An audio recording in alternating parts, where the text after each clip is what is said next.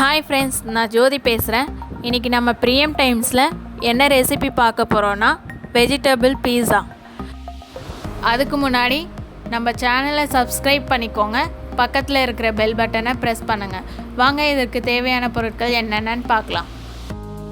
1.5 spoon east, 2 spoon சர்க்கரை, 2 cup மைதா, நறுக்கி வச்ச வெங்காயம், தக்காளி, கேப்சிகம், சீஸ், பீஸா சாஸ். வாங்க எப்படி செய்கிறதுன்னு பார்க்கலாம். முதல்ல ஈஸ்ட் ரெடி பண்ணிக்கலாம். வெதுவெதுப்பான தண்ணியில் 1.5 ஸ்பூன் ஈஸ்ட், 2 ஸ்பூன் சர்க்கரை சேர்த்து மிக்ஸ் பண்ணிக்கலாம்.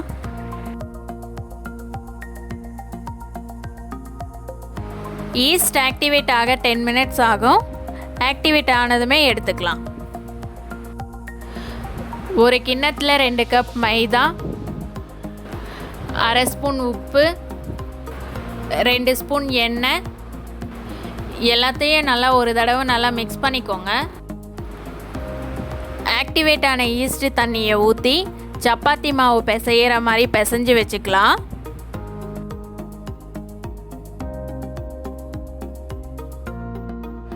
மாவுலேயும் கிண்ணம் சைட்லேயும் எண்ணெயை தடவிட்டு துணியால் மூடி வச்சு ஒரு 2 மணி நேரம் கழித்து எடுத்துக்கலாம்.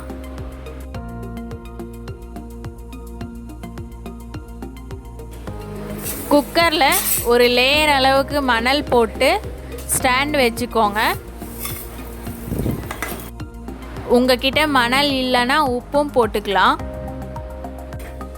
இது சூடாகட்டும். 15 நிமிஷம் மூடி போட்டு வச்சுக்கலாம். விசில் எதுவும் போட வேணாம், ஹைலியே வச்சுக்கோங்க. 2 மணி நேரம் ஆயிடுச்சு. இப்போ ஓப்பன் பண்ணி பார்க்கலாம். பாருங்கள், நல்லா டபுள் ஆகி வந்திருக்கு. இப்போது பீஸாக்கு தேவையானதெல்லாம் ரெடி பண்ணிக்கலாம். ஒரு கனமான தட்டு எடுத்துக்கோங்க. ரெடி பண்ணி வச்ச மாவை இந்த மாதிரி கையால் விரித்து வச்சுக்கோங்க. அதுக்கு மேலே பீஸா சாஸை சேர்த்துக்கலாம்.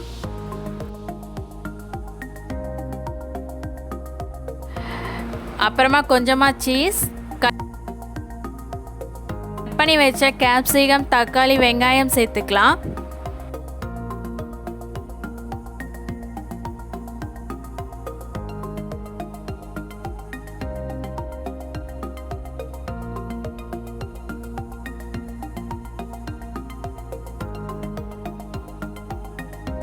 கால் ஸ்பூன் மிளகுத்தூள் சேர்த்துட்டு குக்கரில் வச்சு ஒரு 15 நிமிஷம் கழித்து எடுத்துக்கலாம்.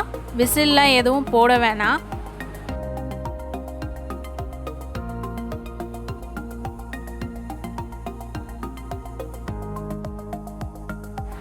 ஃபிஃப்டீன் மினிட்ஸ் ஆயிடுச்சு. இப்போ ஓப்பன் பண்ணி பார்க்கலாம். நல்லா ரெடியாக இருக்குது. இப்போ எடுத்துடலாம். இப்போ கட் பண்ணி பார்க்கலாம்.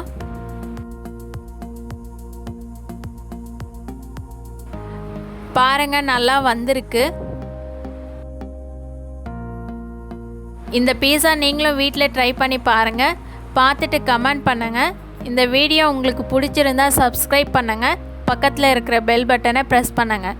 அடுத்த ரெசிபியில் சந்திக்கலாம். தேங்க்யூ.